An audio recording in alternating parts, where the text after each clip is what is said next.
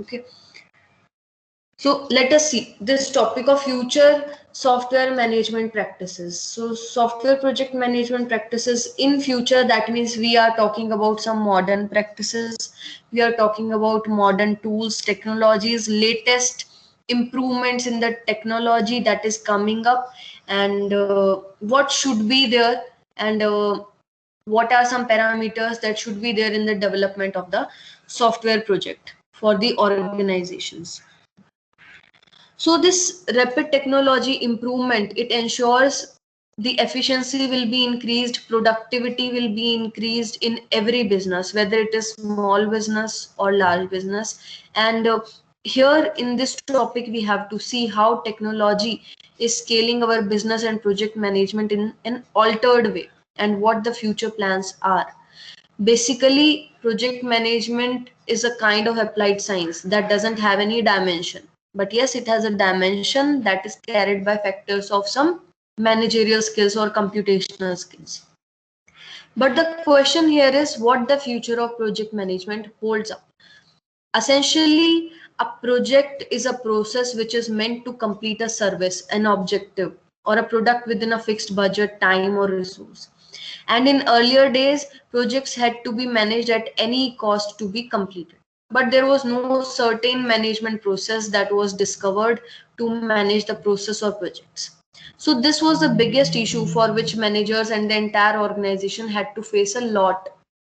And what a project management process exactly looks like, that we have to see in this picture. So that picture I'm sharing with you,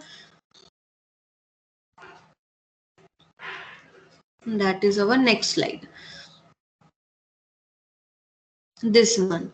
So this project management process, what it should look like, what that process should comprise of, those things are mentioned over here. Like the process should have a parameter of time management, cost management, risk management, procurement management, communication management, HR management, quality management, scope management, integration management. These things should be properly handled and utilized in organizations for the development of the software. So these things we have to see. So one by one, we will see what are they. Time management is about your span of scheduled time that under which we have to develop the project, and how to track whether our project is going on time or not, within the specified period of time or not. So that thing is very much required, because if we are going above the deadline or over a specified period of time, that can create some problems, that can lead to the unsatisfaction of the customers also. So if any tool is there, if any kind of way is there, automated way, which can track how much progress has been made. So obviously we have discussed about SPCP, which gives us this complete scenario about with a specified period of time how much progress has been made. So those kind of tools, if are available with the organization, they make things very easy to check things whether our project is in healthy position or not. Then cost management, again we are on budget or not. Whatever budget we have specified in the on the initial stages of the project development, whether we are going accordingly or not. So that tracking that thing is also very much important. Then risk management, one of the very crucial parts of any project development. Risk management should be done on the initial stages of the project development, and if it will be done only on the later stages, that can create a lot of problem with the budget also, with the time also. Earlier detection of risk in the project development will help us to understand where we have to make changes, and which things are important to work upon, and which risks are kind of unavoidable, which risks are avoidable, avoiding which we can further move to the process of the development. So this makes it really important to detect risk on time in the development of the project. Procurement management is identifying or taking effective decision on the basis of the resources required, you can say.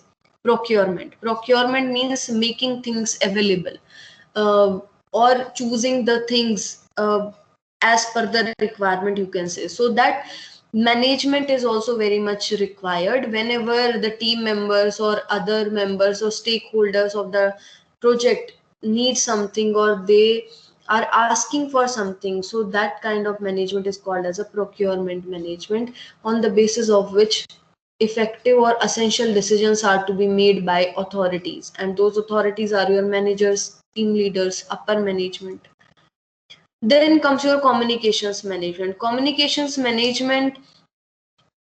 especially when the projects are large, and suppose in case 9 to 10 people are involved in development of the project, or more than that also, then communication or miscommunication, I should say, can happen a lot because of some ego issues, arrogance issues, or senior junior relationships.